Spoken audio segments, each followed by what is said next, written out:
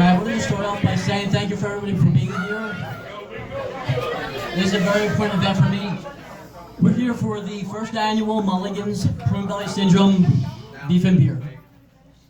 Most people here don't know what the Prune Belly Syndrome is, so I'm just going to come up here and speak for a few minutes about what it is and what I've been through.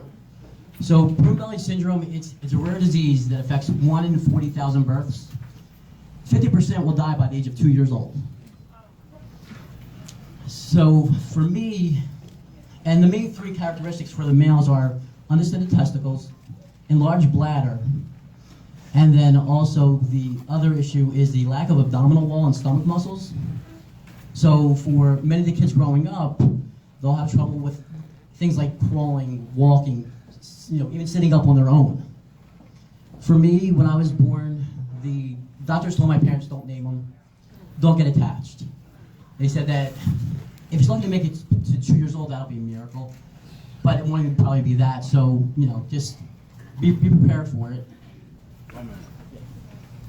Hold it like that. Okay. You're breaking up. Alright. Right into the mic. Right. So for me, it was just, a matter of time. They didn't know what was going on. I spent a lot of time in and out of the hospitals, and each night the doctors would say, go home, but don't expect them to be alive when they come in. My parents heard that so many times, I actually had a burial suit, and that was at about 2-3 years old. I did wear the suit I wore for Easter one year, so we did get good use out of it. So, there's positives. There's no fitness. He is right, actually. So, but each time the doctor said he wouldn't make it, somehow I just kept going, I kept fighting. I was born with only one functioning kidney, which the interesting thing about that part is not everybody has the issues with kidney disease. Some may have worse issues with, say, respiratory. There's just so many other issues, scoliosis, clubfoot. So it's like, not only do you have the three main components, but then you have all these other issues that you can have. And so it is very scary and very sad of the things that the children go through. So for me, I had my first kidney transplant at 14, and my second at 18, and the third one was at 26 years old. So it's been over 16 years since my third transplant. And even though I had a rough childhood growing up, not only dealing with the disease, but being very short, I got picked on a lot. So unfortunately, I did develop some issues with depression and anxiety. Later, I was diagnosed with post-traumatic stress disorder from going through everything. I've had great support from so many people.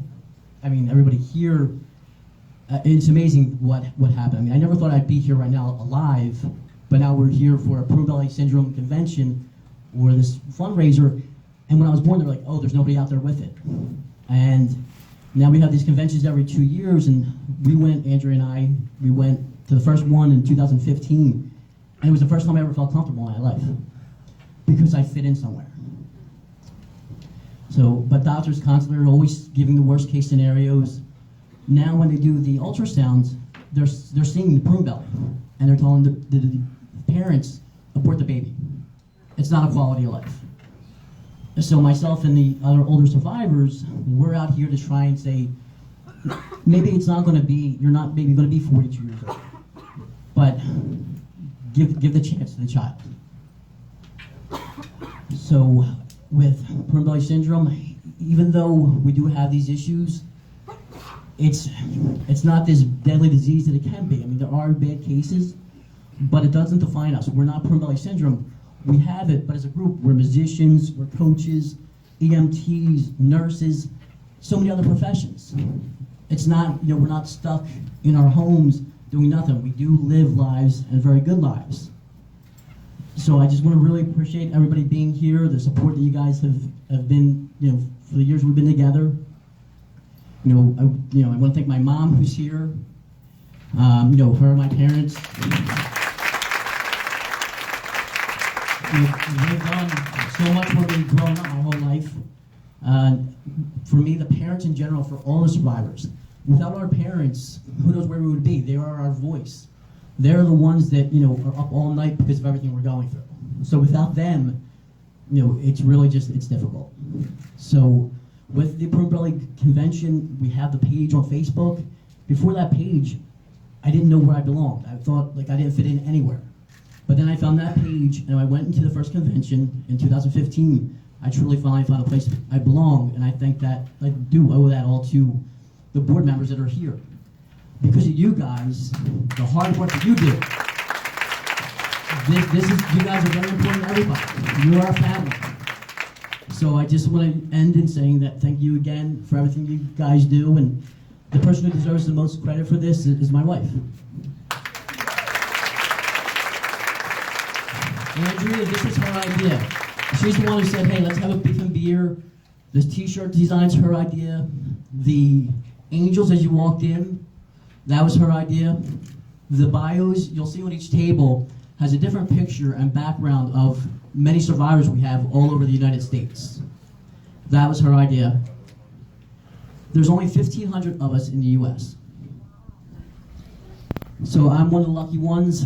If I had to guess, between the ages of 40 and 70, maybe 25 of us? Way more. Way more? Okay. Find them every day. Oh, good. The more the better. The internet is the most amazing thing. It has changed the network beyond belief. Our conventions used to be 10 or 12 families, and now they're 40 and 50 families, and they're coming from England and Australia and just everywhere to get together. But to explain the bond, Marianne and I both have children that have been going to conventions since they were babies, before they could even talk. And the things that Sean experienced, his loneliness, his lack of feeling involved in something, our kids have the exact reverse. So you being here today, you are changing the lives of these children. What the network does is provide scholarships so families can go to convention, get those kids there, so they don't feel so different. When our son was about 6 years old, we asked him, if someone said something, said your belly looks funny, what would you say to them? He said, my belly doesn't look funny, I don't know what you're talking about. And we thought we did exactly what we wanted to do, and that's what the network gave us. They gave us the strength to know that our kids are not different. They're just kids. So thank you for being here, and thank you for supporting the network.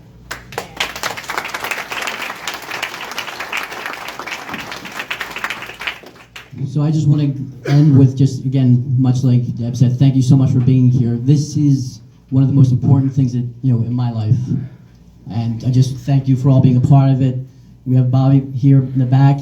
He donated the hall. People have donated baskets, the money you spent, just the time out of your day to be here. It really means a lot to me, so thank you all. I appreciate it. Thank you.